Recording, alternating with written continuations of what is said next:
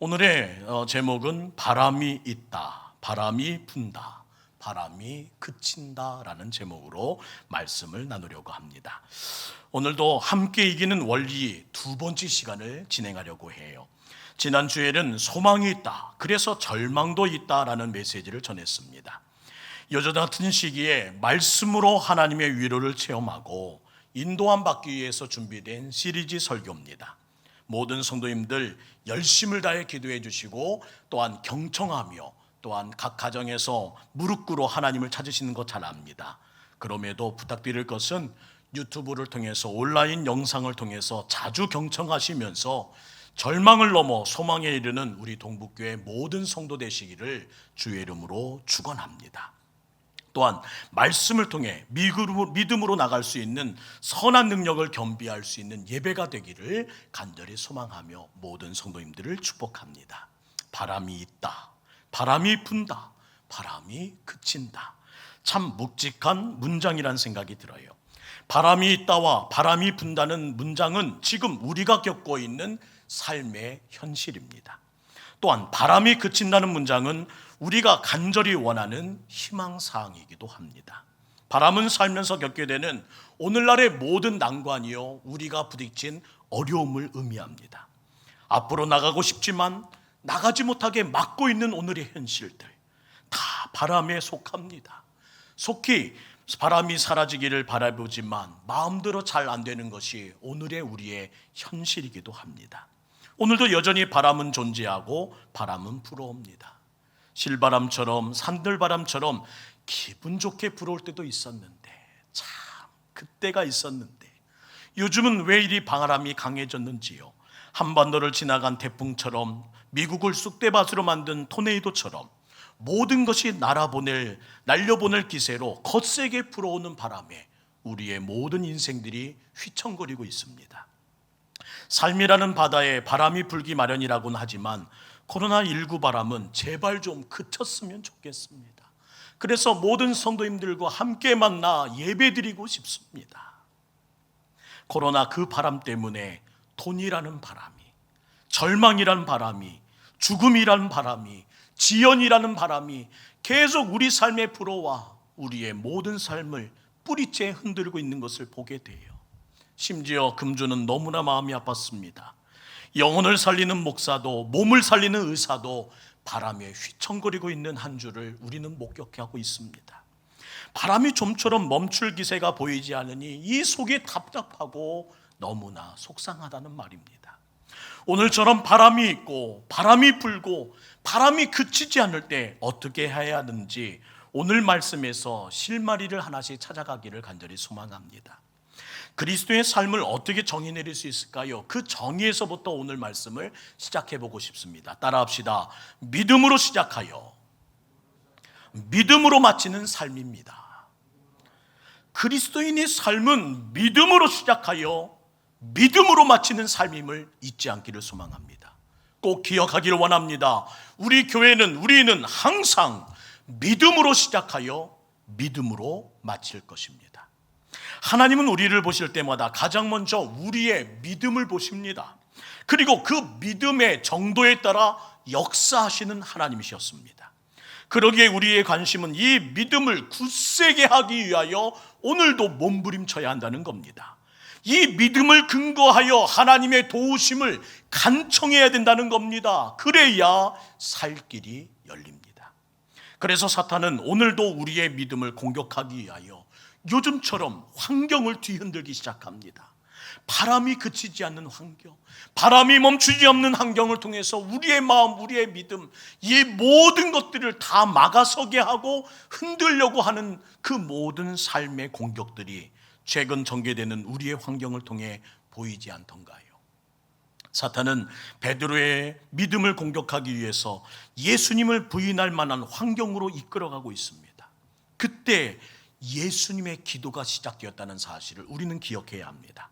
누가복음 22장 31절 32절 말씀을 한번 경청할까요? 시몬아, 시몬아, 보라, 사탄이 너희를 밀가부르듯 하려고 요구하였으나 그러나 내가 너를 위하여 내 믿음이 떨어지지 않기를 기도하였노니 너는 돌이킨 후에 내 백성을 굳게 하라.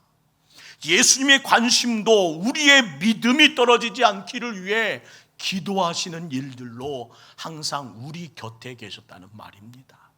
사실 모든 것이 다 앞서져도 환경이 최악이더 할지라도 믿음만 떨어지지 않으면 문제는 더 이상 문제가 되지 않습니다. 우리의 진짜 문제가 무엇인지 아십니까? 환경이 어려운 것도 문제이긴 하나 더 큰 문제는 믿음이 떨어지고 있다는 겁니다. 그나마 있던 믿음마저 꺾여버렸다는 겁니다. 그런데 더 큰 문제가 오늘날 일어나고 있습니다. 믿음이 꺾였는데 꺾인지를 모릅니다. 믿음이 지금 떨어지는지 모릅니다. 그저 코로나19 바이러스에만 시선을 고정하고 그로 인해 벌어진 환경의 바람에만 집중하며 한숨 쉬고 또한 이 모든 문제를 어떻게 해결할까 생각하며 믿음이 떨어질까봐, 이 작은 믿음 꺾일까봐 걱정하며 그 모든 삶에 애타는 싸움을 하는 자가 심히 없어지고 있다는 사실입니다. 돈의 바람 때문에, 절망이란 바람 때문에, 죽음이란 바람에 요람스럽게 흔들리는 가지에만 시선이 꽂힌 채 우리의 영적인 삶에 다시 한번 집중하는 걸음이 멈춰서고 있다는 거예요. 교회에 나오지 못하는 오늘처럼 말이죠. 최악의 환경을 경험한 사람이 있습니다. 바로 욥이라는 사람입니다. 큰 바람 때문에 최고의 수준에서 갑작스럽게 최악으로 하루아침에 곤두박질을 친 사람입니다. 그의 환경은 순식간에 무너져 내렸습니다.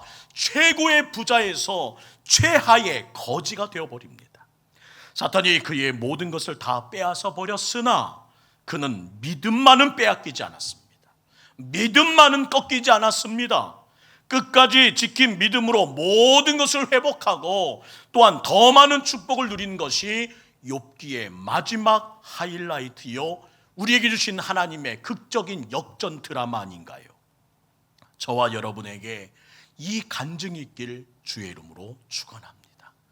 최고의 삶이었던 우리의 모든 삶이 지금 최하로 떨어졌고 우리의 모든 삶의 긍지가 꺾여버린 이때에 다시 한번 하나님 우리에게 욥의 믿음을 주시고 오늘 말씀의 힘을 통해서 믿음으로 시작하여 믿음으로 이겨내는 하나님의 간증으로 다시 이 가슴에 더해지는 하나님의 은혜가 있기를 소망하며 예배드리는 오늘이 되기를 간절히 소망합니다.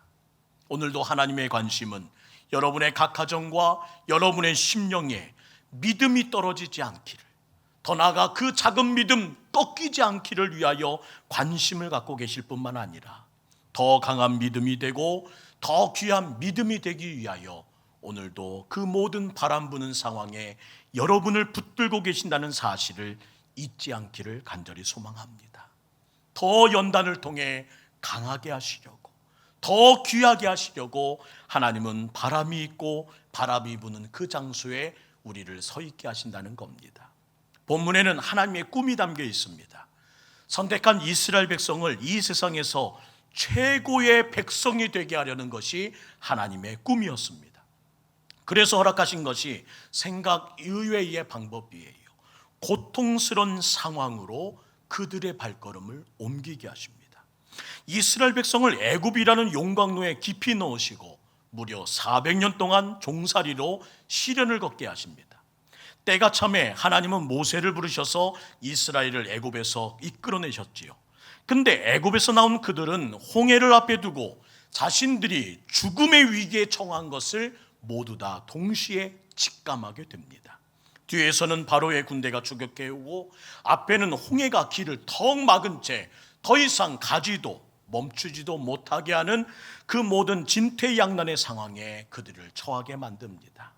이제 꼼짝없이 죽을 수밖에 없는 이 상황에서 그들에게 허락하신 하나님의 거룩한 묘책은 무엇이었는지요? 이스라엘 백성과 모세는 바라보는 대상부터가 달랐다는 사실을 오늘 우리는 먼저 확인해야 합니다. 위기 상황에 무엇을 바라보느냐, 그것이 바로 믿음이라는 겁니다. 믿음은 위기 상황에 무엇을 바라보느냐가 그 모든 상황에, 그 모든 믿음의 중심에 있다는 거예요. 사랑하는 성도 여러분, 여러분은 이 사태에 바람이 있고 바람이 부는 오늘의 현실에 무엇을 바라보고 살아가고 계십니까? 홍해가 앞을 가로먹은 상황에서 이스라엘 백성들은 자기를 치러 뒤쫓아오는 애굽 사람들을 바라봅니다. 그리고 그 결과가 무엇인지를 14장 10절 말씀에 이렇게 말씀하십니다. 함께 읽을까요? 바로가 가까이 올 때에 이스라엘 자손이 눈을 들어본즉 애굽 사람들이 자기들 뒤에 이른지라. 이스라엘 자손이 심히 두려워하여 여호와께 부르짖더라. 잘못된 것을 볼 때에 나타나는 현상이 있다는 겁니다. 하나님이 원하시지 않는 곳에 시선을 둘 때 나타나는 공통점이 있다는 겁니다. 그것이 바로 두려움입니다. 우리가 보는 것에 영향을 받으며 살아간다는 사실을 우리는 잊지 말아야 합니다. 눈은 마음의 창이라고 하던가요? 보는 것이 내 감정에 영향을 미치고 보는 것이 내 삶을 좌우하게 만든다는 사실을 잊지 않기를 소망합니다. 이스라엘 백성들은 가까이 오는 애굽 사람을 보았고 그래서 깊은 두려움에 빠집니다. 그들은 하나님께 부르짖습니다. 이때 부르짖는 것 참 잘한 일입니다.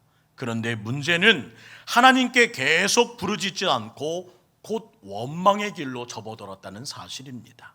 그 부르짖음은 그냥 다급한 외침에 불과했다는 거예요. 사람 살려 했던 그 다급한 순간을 모면하기 위한 외마디. 이스라엘이 살려. 이 정도의 비명. 그들이 두려웠던 것은 바라보는 대상을 잘못 선택했기 때문입니다. 결국 두려움은 불신앙을 낳았고 불신앙은 원망을 낳습니다. 오늘 우리는 하나님을 향하여 문제가 터지자마자 바로 무릎 꿇었습니다.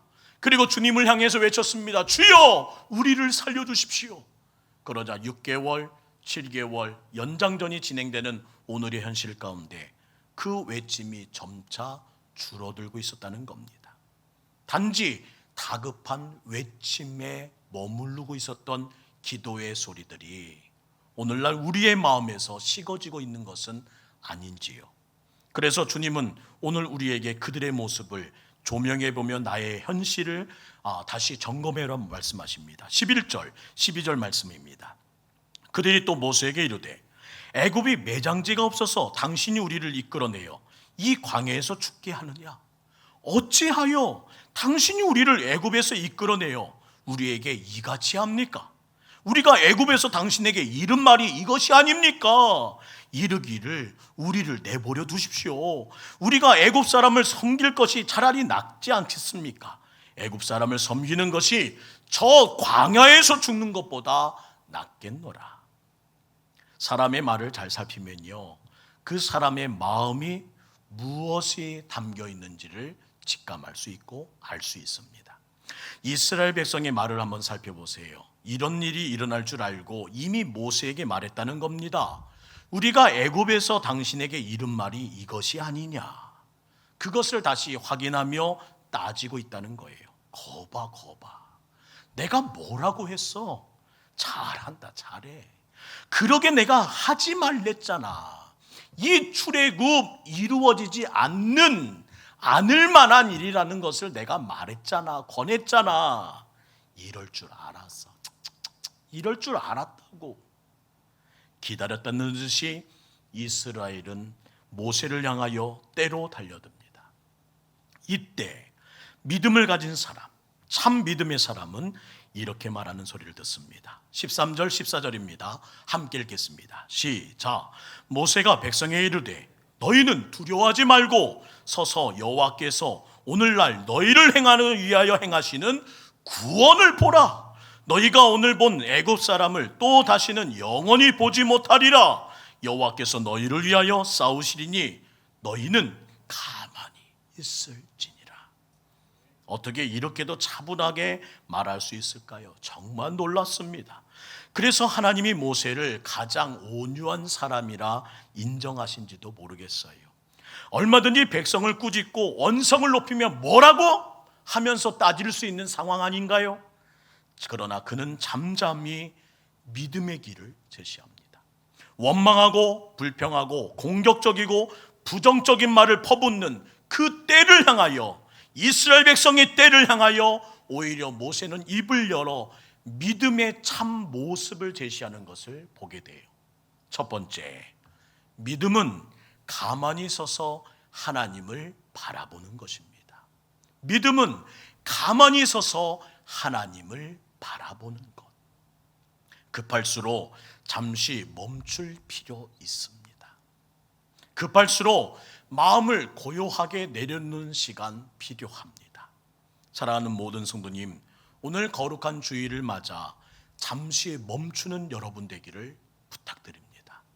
각 가정에서 숨을 고르며 하나님의 거룩한 마음을, 그 고요한 평안을 누릴 수 있는 여러분의 멈추는 하루가 될 수 있기를 간절히 원합니다.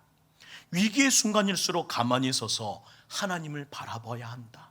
두려워하지 말고 가만히 서서 하나님을 볼 때에 하나님의 역사를 보게 되며 바람이 그치게 될 것이라는 것이 참 믿음의 사람 모세의 가르침입니다.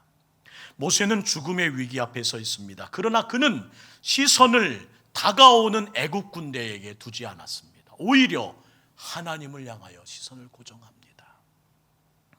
이렇게 죽이시려고 이스라엘을 이곳까지 인도하실 리가 없어. 이렇게 끝내시려고 여기까지 오게 하실 나의 하나님이 아니시잖아. 그는 믿었어요. 그는 하나님께서 이루실 구원을 기대하며 잠잠히 하나님을 바라봅니다. 몰려오는 애굽 사람들을 대적해 주실 하나님을 믿음의 눈으로 바라보았고, 그리고 모세는 곧이어 이스라엘에게 이렇게 외칩니다. 이스라엘이여, 내가 보는 것을 함께 보자. 보기 위해 이어서 선포합니다. 너희는 가만히 있을지어다. 더 이상 떠들지 말고, 더 이상 원망과 불평과 공격과 비난을 멈추고 너희는 가만히 있을지어라. 좀 조용히 해야 하나님의 음성을 듣지. 좀 조용히 하고 하나님의 일하심을 바라보자고. 그리고 그는 잠잠히 기다리기 시작해요. 사랑하는 성도 여러분, 위기를 당할 때면 우리는 너무 바빠집니다. 지난 한 주 어떻게 지내셨나요? 입으로는 쉴 새 없이 불평과 원망의 대상을 찾아서 또한 쏟아붓기 시작합니다.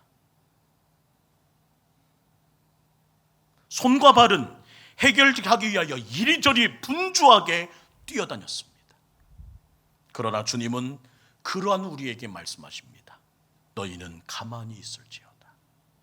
내 입을 닫고 내 손발을 멈추고 하나님을 바라보며 하나님이 하실 일을 기다려라. 지난주에 봤던 말씀 기억하시나요? 예레미야애가 3장 25절 26절입니다.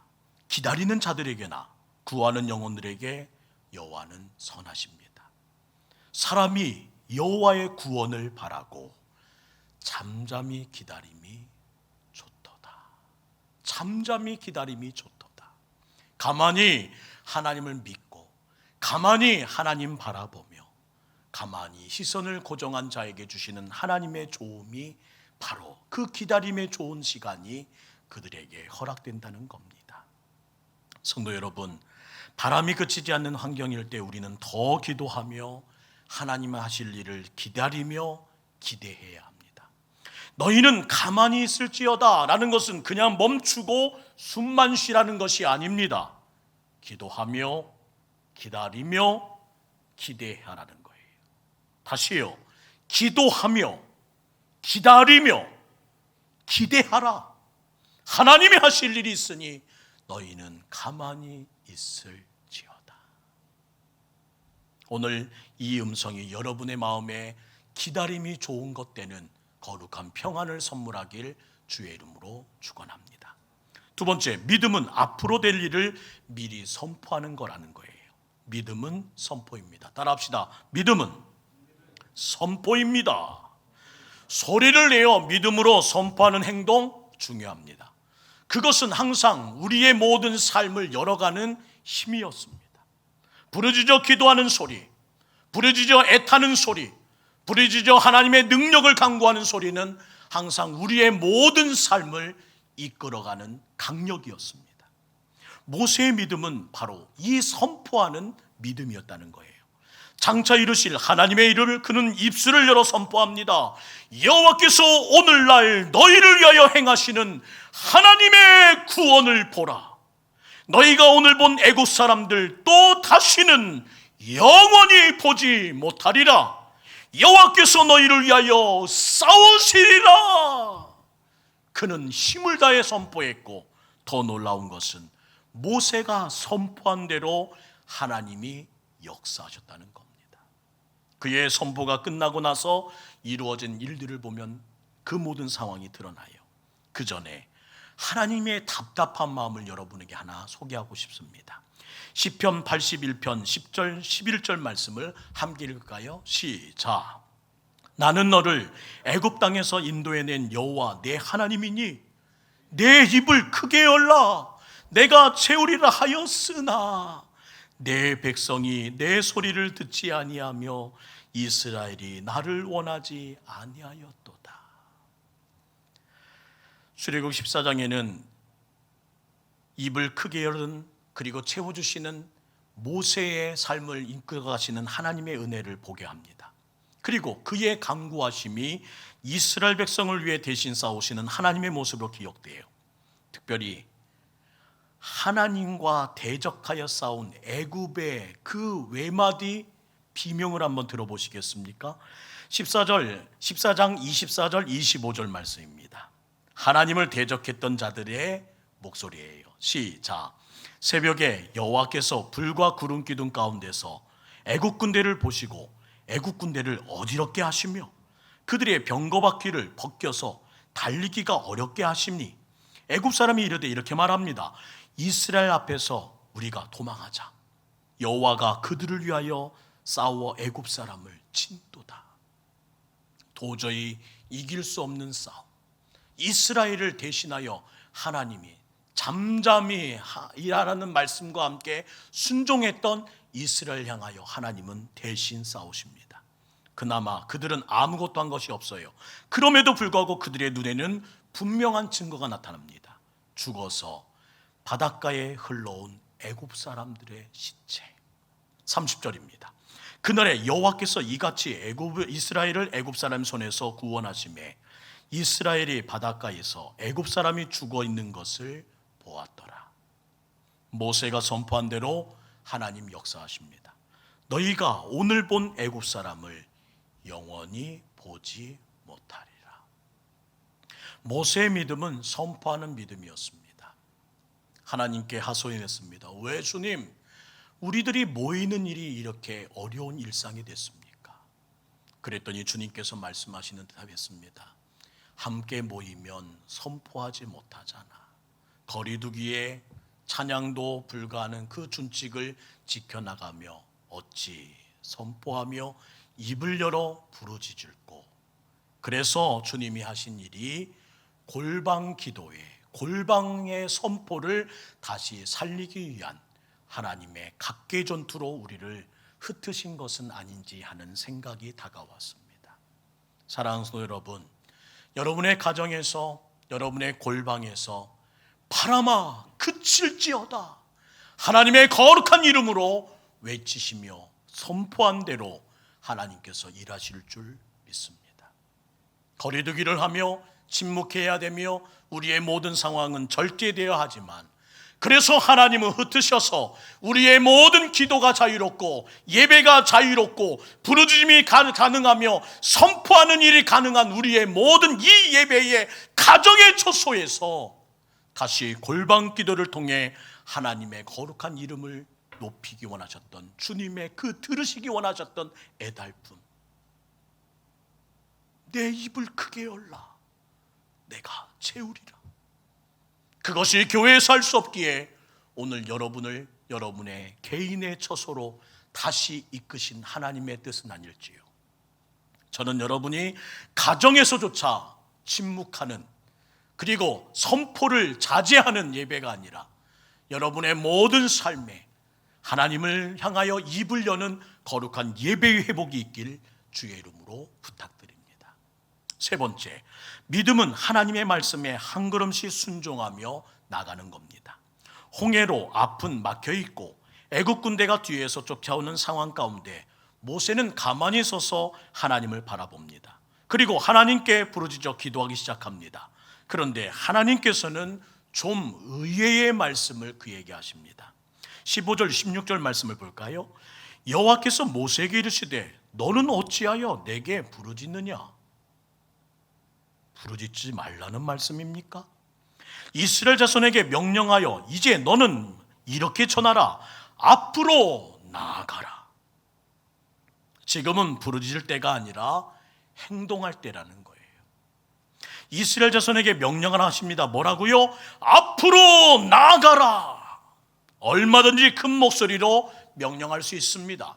100번이든 1000번이든 그 말씀 행할 수 있을 것 같아요. 앞으로 나아가라. 앞으로 나아가라. 그런데 그 이후의 행동이 결코 쉽지 않습니다. 모세에게 지팡이를 들고 손을 바다 위로 쭉 내밀라는 거예요. 그러면 홍해가 갈라진다? 그러면 이스라엘 백성이 바다 가운데 마른 땅같이 걸어간다? 뭐래? 그런데 하나님은 너의 기도를 이제 들었으니 이제는 움직이라는 거예요. 명령해라. 행할 때다. 그리고 너는 행하라. 믿음으로 손을 바다 위로 뻗어 지팡이로 그 홍해를 가르쳐. 우리 속에서 계속 이런 마음이 듭니다. 근데요, 그게 될까요? 그런데 우리의 머뭇거림과는 달리 모세는 망설임이 없습니다. 하나님의 명령에 순종하여 행동으로 들어갑니다. 21절 22절 모세가 바다 위로 손을 내밀매 여호와께서 큰 동풍이 밤새도록 바닷물을 물러가게 하시니 물이 갈라져 바다가 마른 땅이 된지라. 이스라엘 자손이 바다 가운데를 육지같이 걸어가고 물은 그들의 좌우의 벽이 되더라. 누가 이런 것을 상상할 수 있었겠습니까? 이것이 순종을 통해, 이것이 말씀에 아멘한 자에게 일어나는 기적이라는 겁니다. 예레미야 33장 3절 말씀, 제가 부탁드렸던, 꼭 기억하라고 말씀드렸던 말씀입니다. 함께 읽습니다. 너는 내게 부르짖으라. 내가 내게 응답하겠고 내가 알지 못하는 크고 은밀한 일을 내게 보이리라. 믿음은 반드시 순종으로 나타납니다. 순종은 하나님의 말씀에 대한 믿음의 반응이기 때문입니다. 믿음과 순종은 늘 같이 갑니다. 믿으면 순종하고 순종하는 사람이 바로 믿음의 사람입니다. 왜 이러한 위기 상황에 하나님의 기적은 침묵하는 걸까요? 왜 오늘 이 바람이 있고 바람이 부는 이 상황에 주님은 손 놓고 가만히 계시는 듯 할까요? 혹시 순종하지 않기 때문이 아닌지 돌아보기 원합니다. 사랑하는 성도 여러분, 우리 마음 같아서는 당장 코로나19가 종식되고 완전히 해결되는 역사가 턱 내일부터 일어났으면 좋겠습니다. 근데 하나님은 이 문제를 빨리 해결하시는 데는 관심이 없으시는 것 같아요. 오히려 이 문제를 통해 우리의 믿음을 더 확인하시려는데 관심을 갖으시는 듯, 우리의 모든 상황에 다시 한번 하나씩 하나님의 질문에 대답해 나가는 우리의 소리를, 우리의 목소리를, 우리의 애달픔을, 다시 우리의 믿음을 확인하고 싶으신 것이 하나님의 관심이신 듯합니다. 모세의 믿음을 키우시고 이스라엘의 믿음을 키우시기 위하여 일부러 그들을 진퇴양난의 난관 속에 집어넣으셨던 것처럼 앞으로도 수없이 직면하게 될 우리의 난감과 우리 삶에 닥칠 위기의 상황에 어떻게 믿음으로 돌파할 수 있는지 그 원리를 가르치시기 위한 하나님의 때가, 하나님의 시간이 바로 오늘은 아닐런지요. 하나님께서 일하시는 방법 참 신비롭습니다.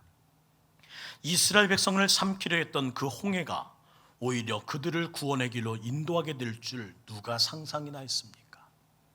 밤새도록 불어온 이 강한 동풍으로 길을 내실지 누가 상상이나 할 수 있었겠습니까?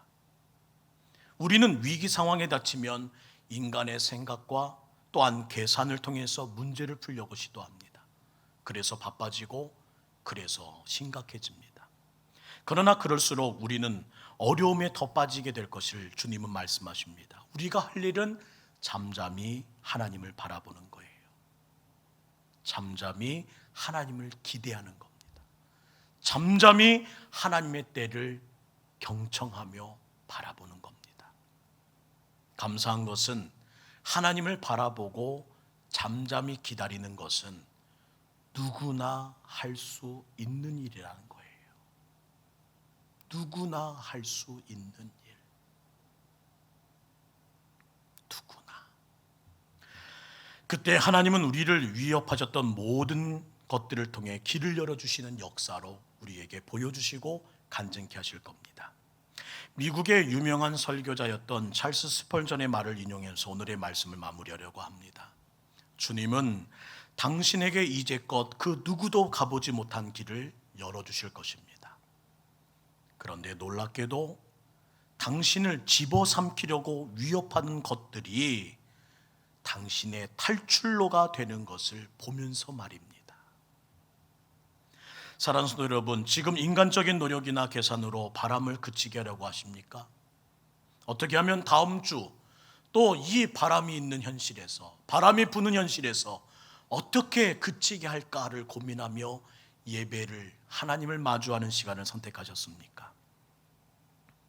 잠잠히 주님을 바라보며 인내하며 기다리는 시간을 주님은 우리에게 명령하십니다. 지금 이 바람은 우리의 현실입니다. 긴 바람이 우리를 두렵게 하고 힘들게 하지만 이 바람에 지지 맙시다. 바람을 그치게 하실 하나님의 때를 잠잠히 기다리며 믿음으로 제압하는 담대한 신앙인의 모습이 있기를 간절히 바라며, 바람이 있고 바람이 부나 그러나 바람은 때가 되면 그친다는 사실을 잊지 말고 주님의 때를 잠잠히 기다리는 오늘이 있기를 주의 이름으로 축원합니다.